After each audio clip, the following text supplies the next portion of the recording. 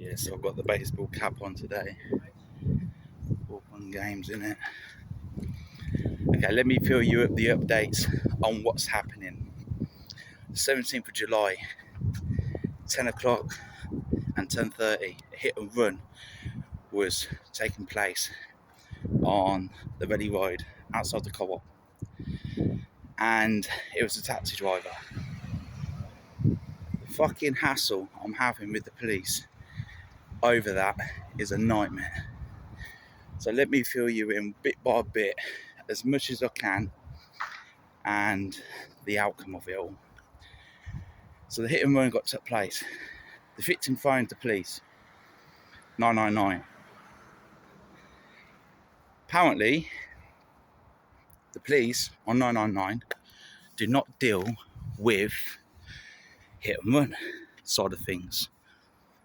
Work that out. They turned around and said, you have to go to your local police station or go online and log the report.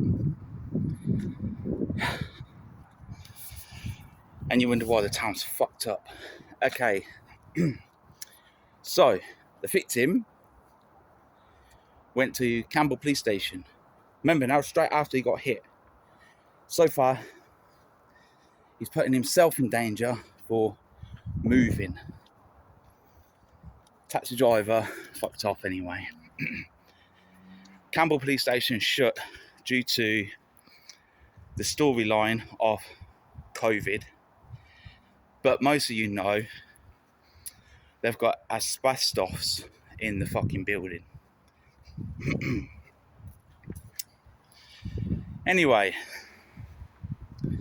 I phoned up Western Favourable to find out answers. No one answered.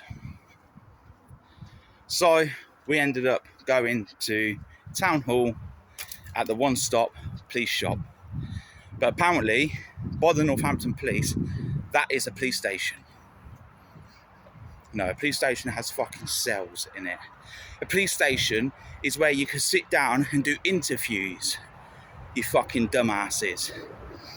That is just a receptionist for another point where if there's a fucking crime or something's fucking took place and you need to go to a one-stop office and log it and report it. Anyway, hour later in the council hall, we asked the security guard, where's the officers? There's only one on today, okay. Our lunch break with my imaginary watch. So heads up on that, yeah? Because, you know, sorry, but I've got to be patronised and I've got to be an arsehole, because if everyone else could do it, surely I could fucking do it.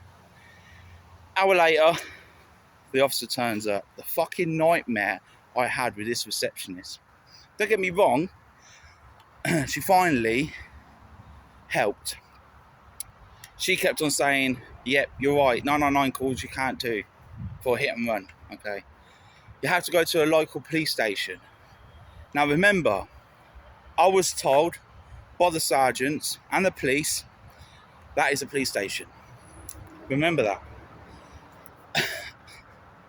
Now, all my calls are recorded. I do have them, and I'm going to tell you that I have them because, look, it's on my pocket today, and I'm getting it transferred over.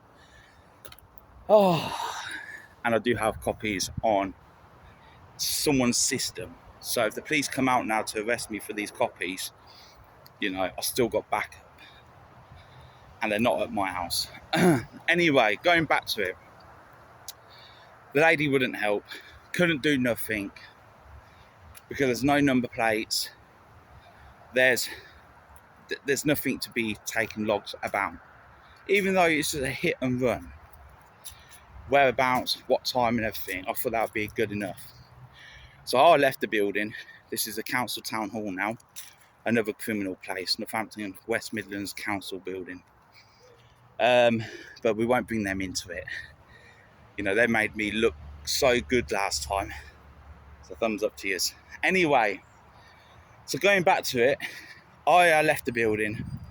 I went round the corner, went to Costa's, phoned 101, and the lady was there saying, can you please go back and let me speak to the woman. So I was like, okay. So I went all the way back, left my coffee now.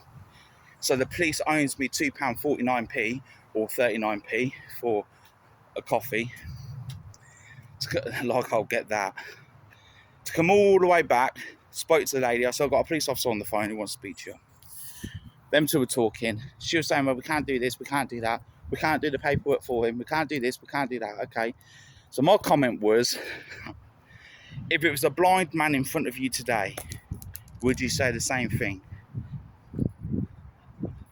I don't like the way you're being. I don't like your aggressive, and your accusations you're making. Okay. So people, go up to a police officer and say, if it was a blind man in front of you, or someone with learning difficulties or anything like that, see your reactions, because the reactions we had was, you're being aggressive. Okay. At the end, we leave the rest of that bit out. But don't worry, I've got it all logged. Anyway, at the end, the lady finally got the paperwork, filled out the forms and sent it off.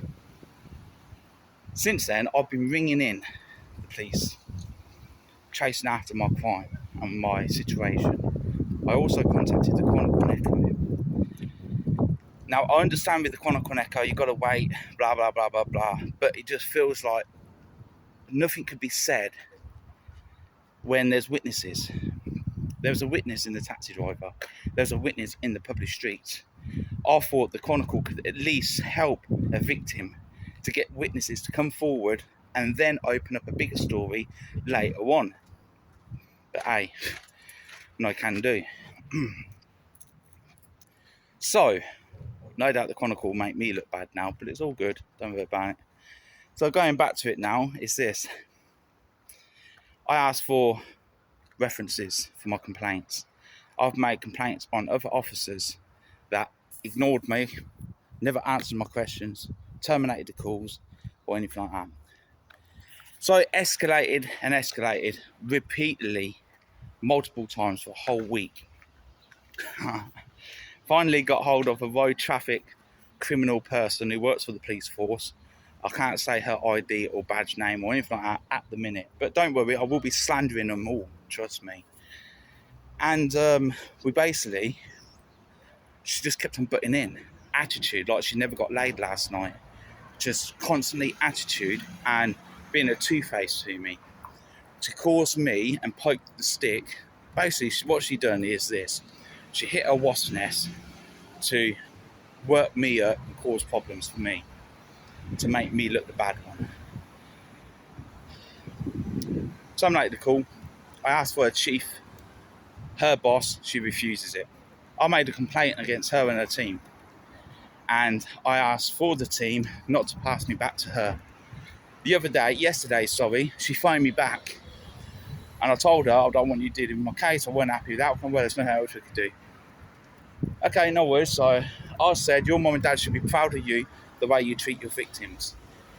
Somehow, she could get hold of the chief now and her boss to do her little shitty statement of my patronising accusations. So, another officer jumped on board called Alex Sanders. Now, I will name her because she's a bit of a two-faced one. And I'm going to keep naming her. So, heads up on that one. Oh, Mr. Miles, we're here to help you. We're going to make sure your complaint's sorted in good ways, both ways, blah, blah, blah. It didn't happen. She refused all my rights. She kept on butting in when I was talking about the situation. I said, you're very rude and won't let me finish, blah, blah, blah, blah, blah. And at the end, I said, okay, no worries. I'm going to slander you with facts and I'm going to slander you in the newspapers. And I will be taking it to the next level. I want my data access. They refused it. I terminated the call. Now, my complaint wasn't finished. My complaint was still open. She phones back, left a voicemail stating that, Mr. Miles, due to your complaints, we have closed your case now. We won't be continuing it.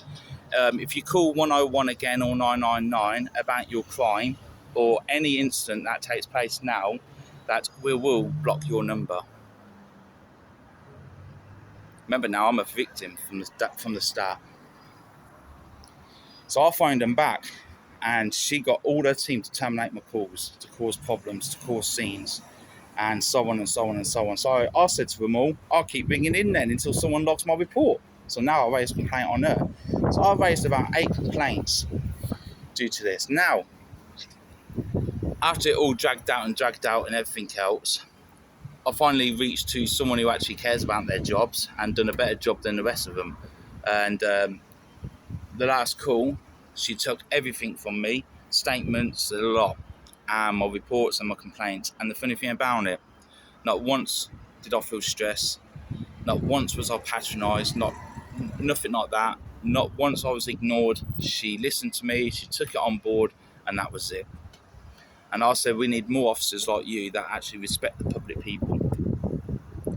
So that's it. I never phoned back in after that because someone's logged it. See, that's the problem with the world. The Northampton Police are a bunch of fucking wankers. End of. I'll say it how it is. I'm not like the rest of you cowards. Trust me. And they're horrible people. They bully people. They're patronising. They're racist. And they like to be criminals. So that's why this title is going to be, you have to be a criminal to be a victim. And what I mean by that is that you have to be a victim first.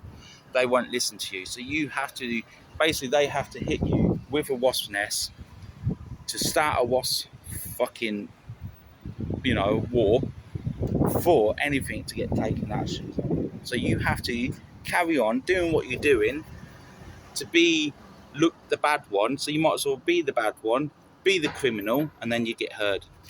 Simple as. Put me in front of a judge and I'll tell him the same fucking story.